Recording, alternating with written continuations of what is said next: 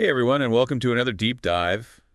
You know the drill. Hmm, You said it's something interesting, and we take a deep dive into it. that's right. And this time, we're looking at a listener-submitted report all about global military spending trends. Yeah, and it is fascinating stuff, right? Especially when you consider what's going on in the world right now. I mean, pandemic, economic uncertainty, and yet Yeah, global military spending is hitting record highs. it's kind of wild, right? You think countries would be cutting back, but it seems like they're actually doubling down on defense. Well, yeah, I mean, there are a lot of factors at play here.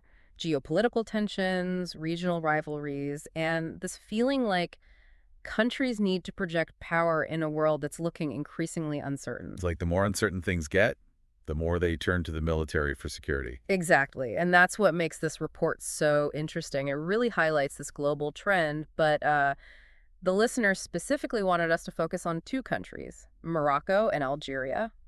Yeah, what's going on there? I mean, why those two specifically? Well, these two North African nations have kind of been locked in this arms race. It's been simmering for decades, fueled by, historical tensions, border disputes, competition for regional influence, all that good stuff. So they're part of this bigger global trend, but they're kind of like a case study within it. Exactly. And what's fascinating is that even within this broader trend, with everyone increasing military spending, Morocco and Algeria, they really stand out. They're pouring significant resources into their militaries. It's raising eyebrows across the international community. So let's get into the specifics here. What does this arms race actually look like? I mean, in terms of actual dollars and cents. Okay, so Algeria, for instance, spent a whopping $9.1 billion on its military just in 2021. Whoa, that's a serious chunk of change. Right, and it's a significant portion of their GDP. So it's a clear signal that they're serious about maintaining their regional military dominance. They want to be the big dog. So Algeria's flexing its muscles. So what about Morocco? Are they trying to keep pace? It's interesting, Morocco's taking a bit of a different approach. They're spending less overall, about $5.4 billion in 2021, but their spending has been increasing at a much faster rate than Algeria's, and their focus seems to be on modernizing their forces with, the latest and greatest weaponry and technology. Ah, so it's not just about quantity, it's about quality. Yeah, exactly. It's not about who has the biggest army anymore. It's about who has the most sophisticated weapons. It's like a high-stakes chess match where every move is calculated to counter the other guy's strategy. I like that analogy. So it's less about brute force and more about strategy and technology. Precisely.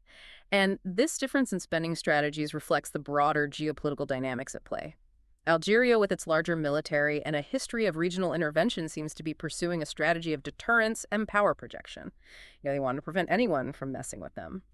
And Morocco, while facing this ongoing dispute over Western Sahara and wary of its neighbors' ambitions, they're investing in capabilities that enhance their defensive posture and ability to respond to potential threats. It's like two different schools of thought on security.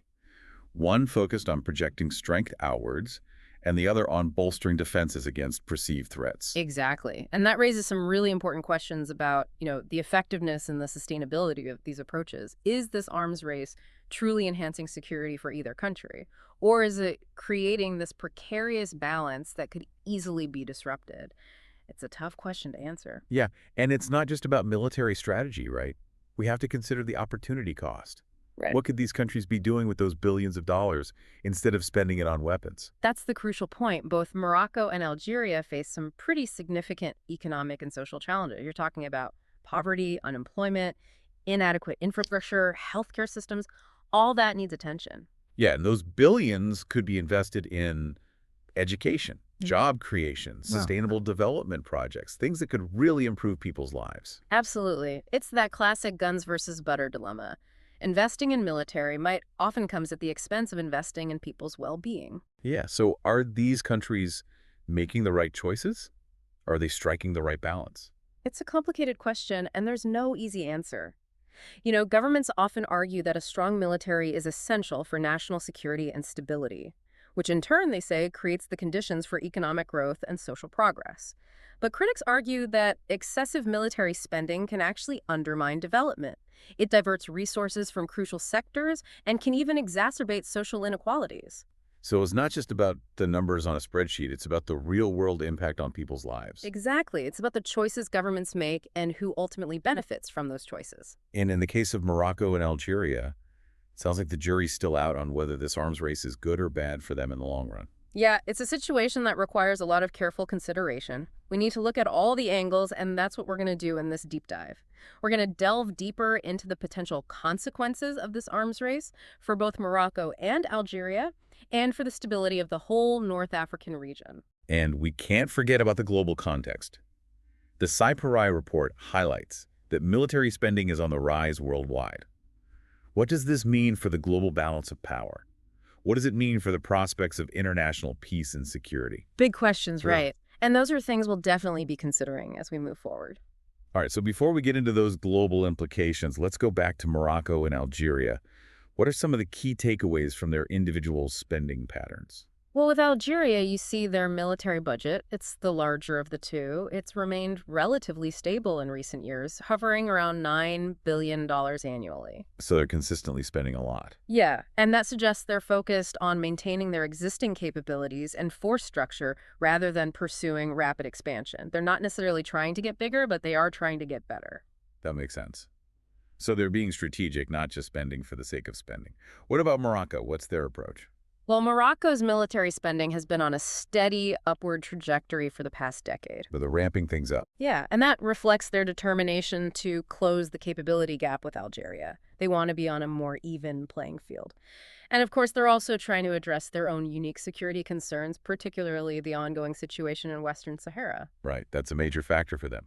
They've been focusing on acquiring advanced weapons systems, haven't they? Exactly. They're investing in fighter jets, drones, missile defense systems, primarily from Western suppliers like the U.S. and France. So they're not messing around. Yeah. They're making targeted investments to beef up their military capabilities and maybe send a message to their neighbors that they shouldn't be underestimated. That's a good way to put it. And all of this leads us to a very important question. What are the long-term consequences of this arms race? Is it actually making things more secure for both countries? Or is it fueling a cycle of mistrust and instability that could eventually lead to conflict? That's the million-dollar question, Mhm. and one that we'll need to explore in more detail. But before we do that, let's talk about something you mentioned earlier, the global arms market. Ah, yes. That often overlooked but absolutely crucial part of this whole equation. Right, because these weapons don't just appear out of thin air. Someone's making them, someone's selling them.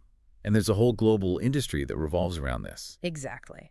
And understanding that industry, understanding the dynamics of the global arms trade is essential for grasping the full picture of what's going on here. So before we move on to the next part of our deep dive, Yeah. can you give us a quick overview of who the key players are in this global arms market and how they might be influencing the situation in North Africa? So the global arms market, it's complicated, right? It's this whole web of relationships, and it's often influenced by things like political alliances, economic interests, strategic considerations. All these things kind of intertwine. Yeah, it sounds messy. Yeah. So who are the major players in this web, and what are their interests in North Africa specifically? Well, you've got the big guys, the usual suspects, the United States, Russia, and increasingly China.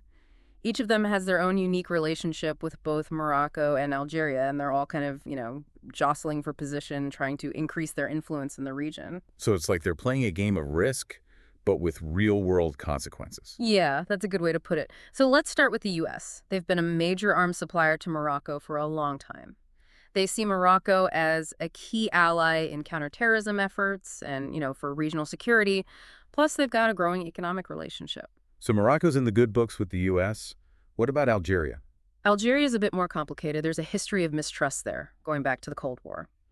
And while they do cooperate on some things, like counterterrorism, Algeria has traditionally been closer to Russia when it comes to arms and diplomacy. So the U.S. is trying to keep a foot in both camps, strong ties with Morocco, but also trying to maintain a decent relationship with Algeria. Exactly. It's a delicate balancing act. Now, Russia, they have deep historical ties with Algeria, going all the way back to the Algerian War of Independence. They've been their main arms supplier for decades, and they still hold a lot of sway there. But things are shifting a bit. With the war in Ukraine and all the sanctions, Russia's finding it harder to maintain that level of influence in North Africa. It's created an opening for other players, like China. Right, China. They've really become a major player on the world stage. How are they approaching North Africa? China's playing a different game. Their focus is more on economic engagement than military dominance. They're pouring money into infrastructure projects across Africa, North Africa included. It's all part of their Belt and Road Initiative. So they're using their economic power to gain influence. Exactly. They're building partnerships, making friends, and they're in it for the long haul. It's a very different approach from the U.S. or Russia. It's interesting how each of these major powers is using different tactics to try and get a foothold in the region. So where does this leave Morocco and Algeria? In a tricky spot. They're caught in the middle of this geopolitical tug of war, having to navigate all these competing interests. It's a challenge to maintain your own sovereignty and pursue your own national interest when you've got these powerful players trying to pull you in different Yeah, directions. there's a lot of pressure. So what are some of the things Morocco and Algeria have to consider when they're making decisions about, who to partner with and who to buy weapons from? Well, first and foremost, reliability. They need to know that their partners will have their backs if things get rough. They also have to think about the quality of the weapon systems on offer. They want the best tech they can get to stay competitive. Makes sense. They need reliable friends and good weapons. Right. And then, of course, there's the economic side of things. Countries like Russia and China, they often offer better deals, more favorable financing terms than Western suppliers. Because money talks. Always. So it's not just about getting the weapons, it's about the strings that might be attached. The financial burden, the political concessions, it all adds up. It sounds like a minefield to navigate. So we've talked about the internal factors driving Morocco and Algeria's military spending, and we've looked at the external pressures from these global powers. But let's talk about the consequences. What are the risks of this arms race? What could go wrong? Well, one obvious concern is the risk of things escalating. The potential for actual conflict. Yeah, that makes sense. The more weapons you have, the more tempting it might be to use them. Exactly.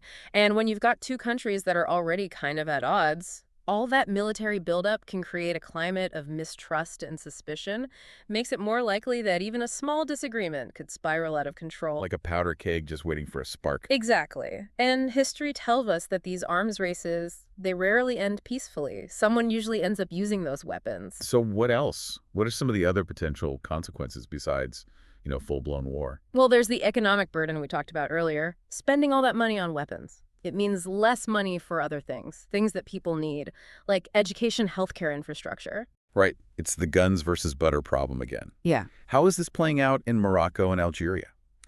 Both countries have their economic struggles. High unemployment, lack of investment in key sectors. And while military spending does create some jobs and boost certain industries, it's not a long-term solution for economic growth. It's like putting a Band-Aid on a bullet wound. Exactly. You're not addressing the root of the problem. And in the long run, this economic strain, it can lead to social unrest. People get frustrated when they see their government spending money on weapons while they're struggling to make ends meet. It's a recipe for instability. Right. And that instability can then be used to justify even more military spending. It becomes a vicious cycle. So we've got the risk of war, we've got the economic strain. What else? Are there any other consequences we should be thinking about? Yeah, we need to think about the impact on human rights and democratic governance. Right, because a heavily militarized society, it often comes at the expense of individual freedoms. Exactly.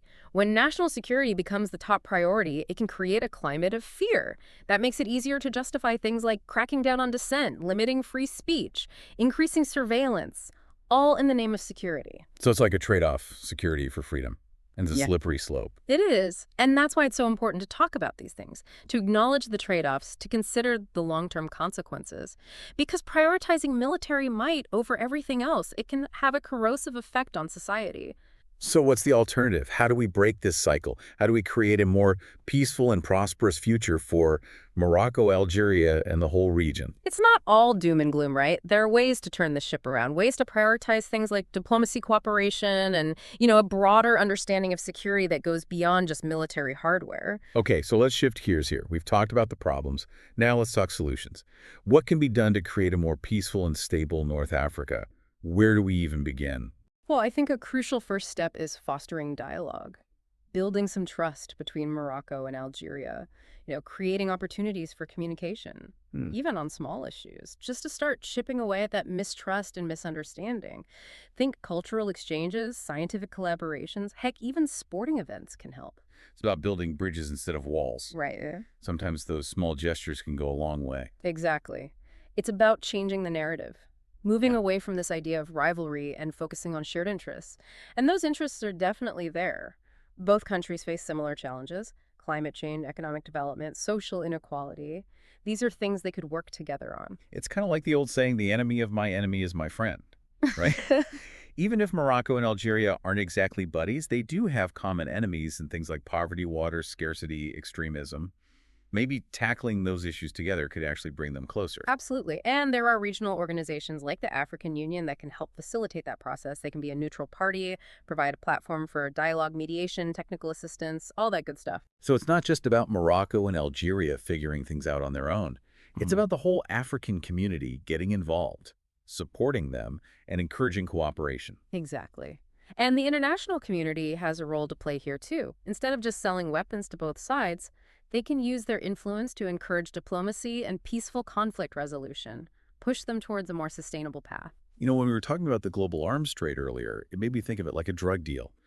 You've got these powerful suppliers, the US, Russia, profiting from the addiction. Maybe instead of being the dealers, they could be part of the rehab, helping these countries break free from their dependence on military hardware. I like that analogy. It really highlights the need for a change in how we view security. We need to focus on prevention, not just reaction. So less spending on tanks and fighter jets. Mm. More investment in schools, hospitals, renewable energy. Invest in people, not weapons. Exactly, because true security comes from human well-being. A society that's educated, healthy, and economically secure, that's a society that's less likely to fall into conflict. It's a long game, for sure, but it seems like a much better strategy than just trying to outgun your neighbor. I agree, and it requires a shift in mindset, not just from governments, but from people. We need to see security as a shared responsibility and understand that investing in each other is the best way to achieve lasting peace. So it's not just about policies. It's about changing how we think, recognizing our shared humanity, and working together to create a world where everyone feels safe. Not because they have a big army, but because they live in a just and equitable society. Well said. And I think that's an important takeaway for our listeners. The situation in North Africa, it's complex, but it's not hopeless. There are solutions out there. We just need to be willing to pursue them. We can all play a part in building a more peaceful world, challenge those militaristic narratives, support organizations working for peace and human rights, make choices in our own lives that prioritize cooperation over conflict. Every little bit helps. Absolutely. Those actions, they can have a ripple effect, spread outwards and create real positive change. And on that note, we're going to wrap up this deep dive. I hope you found it informative and maybe even a little inspiring. Remember, knowledge is power. Keep learning, keep asking questions, keep pushing for a better world. It's been a pleasure diving deep with you. Until next time, stay curious and keep diving deep.